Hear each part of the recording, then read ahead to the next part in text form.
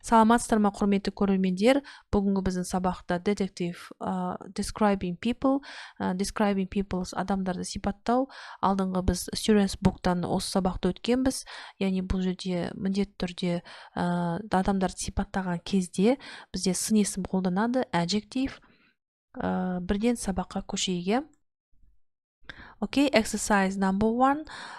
Бұл жердегі тапсырмада біз берілген сын есімдер бар. Сол сын есімдерді қолдана отырып, аударып, біз осы тапсырманы орындаймыз. Яғни біреуін ғана таңдайды екенбіз, иә.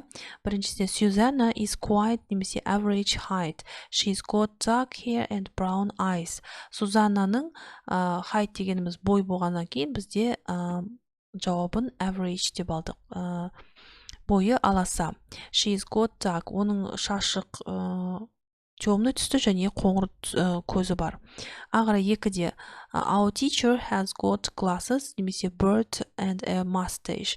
Біздің мұғалімнің біз бұл жерде, яғни мына mustache мұрт болған соң сақалын алдыға көзілдірік сәйкес кеп тұрған жоқ. Яғни сақалы мен мұрты бар дедік.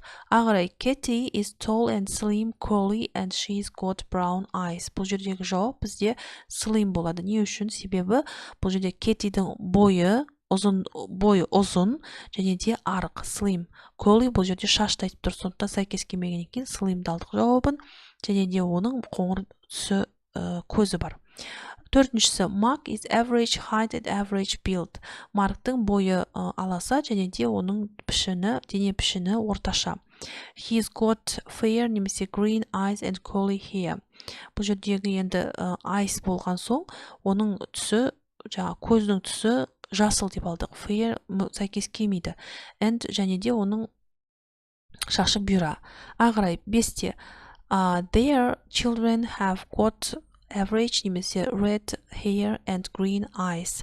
Бізде бұл жерде 5-те red деп алдық, себебі олардың балаларының шашы түсі қызыл, average мүлдем сәйкес келмейді, және де көздері жасыл болып келген дейді. Ағарай, 6-да My dad has got a beard. Менің әкемнің сақалы бар, but he hasn't got a mustache немесе glasses.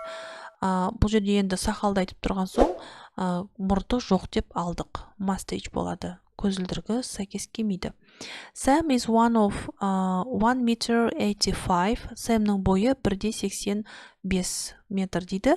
Және де he is short немесе tall and he's slim.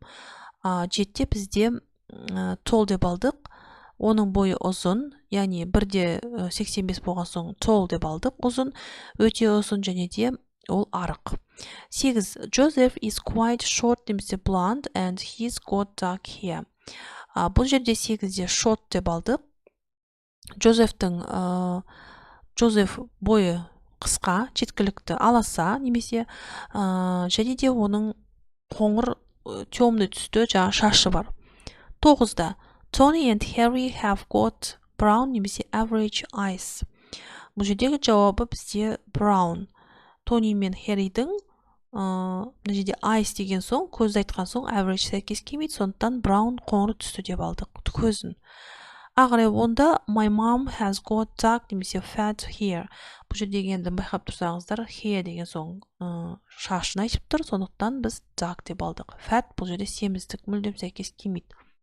Менің мамамның шашы темный түсті. Окей, next exercise number 2.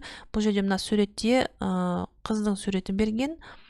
Осы қыздың суретін біз сол суретке қарап, мына жердегі тиісті сын есімдерді қолданып, ең жеңілі мына жерде әріптерін, бастапқы әріптерін берген екен. Соларды қолданып орындаймыз. Okay, my name is Ella and I'm 16 years old. Менің атым Ella және менің жасым 16-да. I've got green eyes. Менің жасыл көзім жасыл түсті, және де I've got glasses. Менің көзілдірігім бар. Мына жерде glasses болады бірінші жауабы. I'm quite tall. Мен жеткілікті ұзынмын. And I'm average build. Менің дене пішімім орташа. My sister Hannah is 10. Менің сіңілімнің жасы 10-да. She's quite short. Ол жеткілікті қысқа. And she's slim. Ол арық. 5-те бұл жерде slim болады. Our dad's name is Tony. Біздің әкеміздің аты Тони. His average height, ол average болады алтыда. Ол жеткілікті бой аласа, және де he's got a bird. Және де оның bird болды. Жетіншісінде сақалы бар. Our mom's name is Sandra. Менің анамның аты Сандра. She's got fair hair and blue eyes. Оның шашы ақ түсті, яғни ақ түстері бар шашында, және де көзі көк дейді. Okay, next exercise number 3. Бұл жерде бізде Николь Кидман деген актрисаны берген. Фильмдерде, көп фильмдерде түскен. Осы суретке қарап, біз мына жерде сөйлем құрауымыз керек.